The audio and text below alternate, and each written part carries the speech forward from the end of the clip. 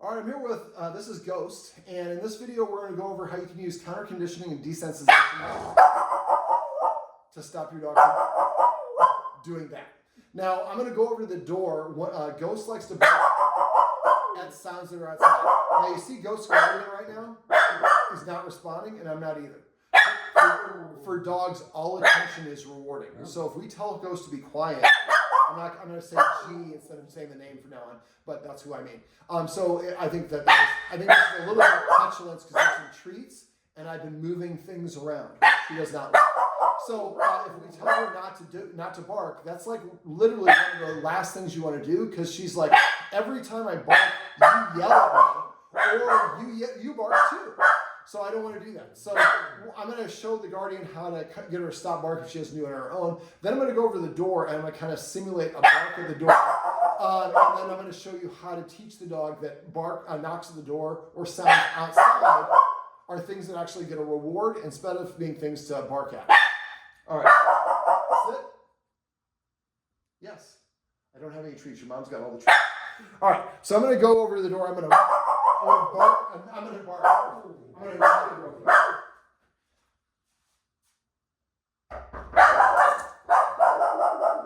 So it's a flurry of emotion that just happened. So now let's go ahead and call her back. Ghost, come.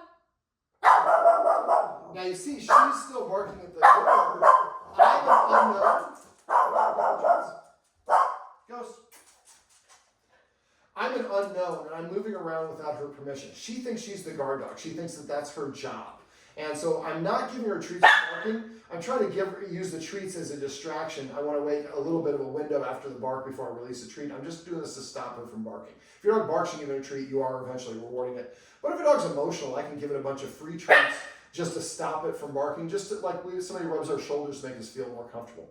All right, so what I'm going to do, and we're going to do this actually in 2 stages, and the guardian thankfully has a lot of treats. Go ahead and invite her up over there.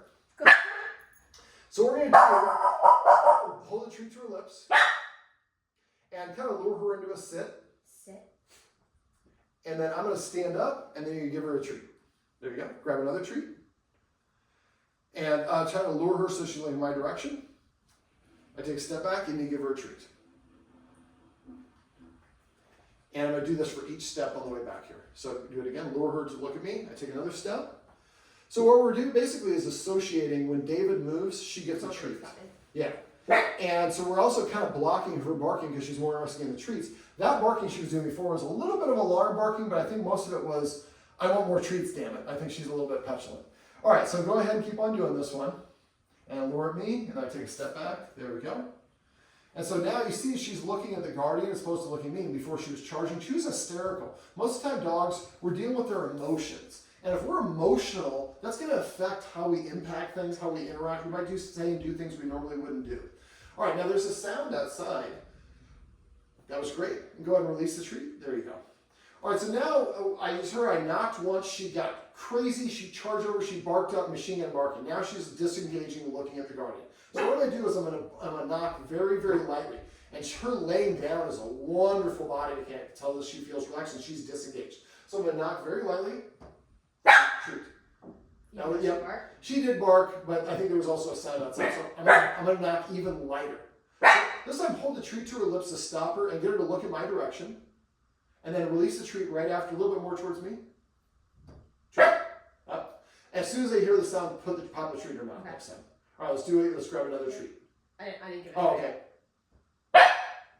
You wouldn't want to take that one? No, she took it. Okay, let's try to do that again. I'm going to see if I can knock even lighter. So light I can barely even hear it myself. Same thing. So you heard a little bit of her under her breath, Yeah. sort of a, no, so I'm going to stay at that level. No bark, there we go. Now you could say good or yes, but usually don't have to for desensitization. We'll just keep doing this. Now, normally we don't want her to bark, so I'm going to try to do even lighter. There you go. Yeah, that was almost so light, I don't know if she heard it. Let's do it again. There we go. Now, I just went 2 there, but I normally do 1 at a time. I'm going to go a little bit harder again. There we go. Try to get her, you're luring her a little Little more too towards far. the, We're almost out of treats here. okay, go ahead and get the bags right there if you want to grab them. Got one more. There's a little hidden flap in that bag. Unflap it. That's the really good stuff. Let's see if she'll take one of those. All right. Did you half her? Just do the same things. Keep going. We're gonna keep going. We're gonna work up to a big knock, if we can. You saw her ears go up, and she looked, but she's not barking. The whole point of this exercise, she can't react. If she reacts, we had too much stimulus, too hard of a knock. Do it again. Now I went to a knuckle there. That was too much, so I'm going to go back to a fingertip.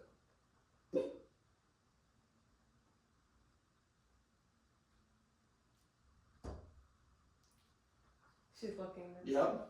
And we're basically desensitizing at the same time we're creating a positive. The knock happens, I get a treat afterwards. Now right now we're holding a treat to our lips, which we really don't want to do, but we have to find a way to get her to do this. Now this might be too intense, so I can also do it from here. When I'm at the door, that's where all the entry comes from. So I'm going to do the same thing here. Let's see if we can do it without having to hold her lips. So, treat. As soon as I make the sound, put her in treat as soon as you can. I trim my nails a little too close.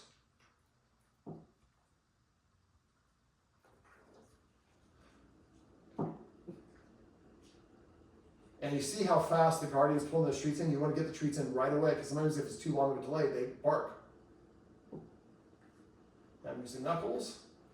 See if we can get a little harder. That's okay, it was after. I was so jealous.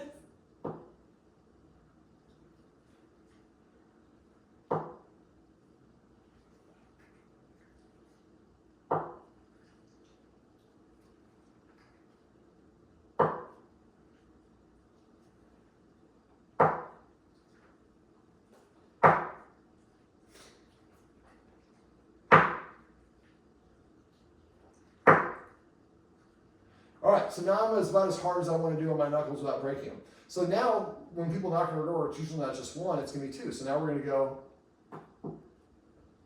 I'm going back to a lower stimulus. Are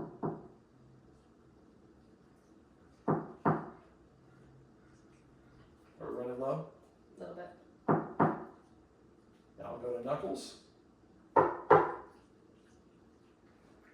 one more. No barking. Now let's see, if you want to go ahead and grab the treats that are there and tear a couple in half, I'm going to talk a little bit and while the guardian prepares them and load that up, and we're going to see if we can go to the door. Now when you're doing this, a lot of people do what I call practice to failure. They keep on practicing until the dog reacts. The whole point of this exercise is we don't want her to react at all. Now I didn't mention this earlier, but a lot of times it helps people if they keep score. So every time that I knock and she doesn't bark, that would be a score, a positive score. Every time she barks, that would be a negative score. Our goal would be to get like maybe 10, 20, 30, 40, 50 to 0. That's our perfect scenario. And right now we're controlling the environment. If it's somebody, she also barks at sounds outside. We can't control that right now. But I like to cheat. So we could arrange to have a friend outside. The friend comes over to visit, and maybe the friend is just marching outside the hallway, and we're talking about our earbuds. So we're ready to practice. Most of the time we try to practice with our dogs when we're not ready. And then our timing is poor and it's set up against us. I cheat. I set everything up for us. So now we're doing a couple here. This is what I'm calling a warm-up. This is easier than that because that's where the actual people come in. So let's see if we can go to a couple of the same thing. So that's a little bit too much. That's why we're doing a warm-up. So we're going to back up a little bit. So go back to the knuckle. And she doesn't necessarily have to look at it.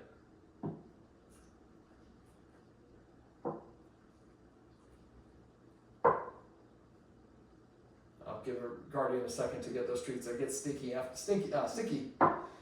when the dog's slobbing all over our fingers.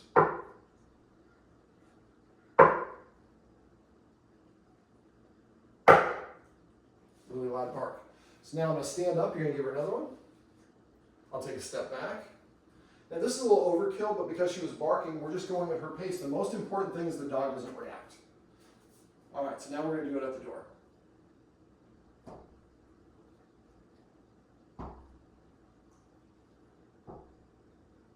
Sorry. Sticky.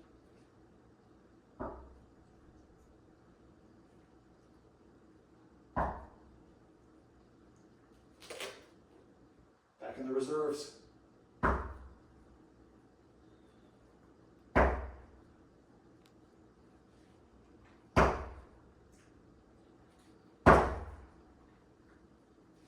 So basically what we did was we just weren't really slow and we went at her pace. And most of the time we go at our pace. And our goal is to actually open the door or have whatever it is. So you can use the same principle for anything. If somebody would riding by with a skateboard, have the person far enough away where they can go. I lower this intensity by doing one of three things. I decrease the volume, I increase the distance, or I slow down the speed. So I might have somebody walking a skateboard at 20 paces, and she looks at it, it completes, and you give her a treat. Then we do it again, and eventually the skateboard's going a little bit faster, a little bit faster, a little bit faster, and eventually it's full speed at 20 feet. Then once we can do that, the full intensity of it, then the person comes at 19 feet. We go back to going very slowly, because we've now collapsed the distance, so we're making it harder. And eventually we'll work up until the skateboard's going really fast. And then to 18 feet, 17 feet. Let's say we go to 16 feet and we start doing the dogs like, you want to, I call this the roller coaster. She's giving me her back, which is actually a really good body mechanic. So if you ride a roller coaster, although I worked with a nutritionist, he said no, but I usually say, you probably burn 500 calories in a minute and you're not doing anything, you're sitting on your butt. And he's like, no. But it's an intense experience, so we do burn more calories. If you do this right, your dog should not look like that they're panicking, but underneath, it's a lot of emotion. So it will drain a lot of energy. You want to do this exercise in maybe 1 minute, 2 minute practice sessions. If I'm doing it outside like at a park, I might do it like 30, 40 seconds a minute. Then I take the dog further away, rub the dog's belly, play fetch, do something to let the dog just decompress, relax for a minute or two, then go back and practice maybe another minute, another 3 minutes of relaxing, maybe another minute. So I'm only doing maybe 2 to 4 minutes of the actual work, and then big breaks in between to help the dog relax. Now, when I was moving around talking, you heard at the beginning of this video, she was barking like crazy. Now she's kind of a lot more relaxed. She got those treats, but what we did is we made it counter conditioned. So she heard the bark, or the knock, and then she got the treat, and we did it low enough intensity that she did not bark. And eventually, thank you, and eventually that becomes a habit. And then the dog starts hearing a knock at the doorbell, is like, you owe me a treat, right? So you can do this, and what I was doing when I was moving around.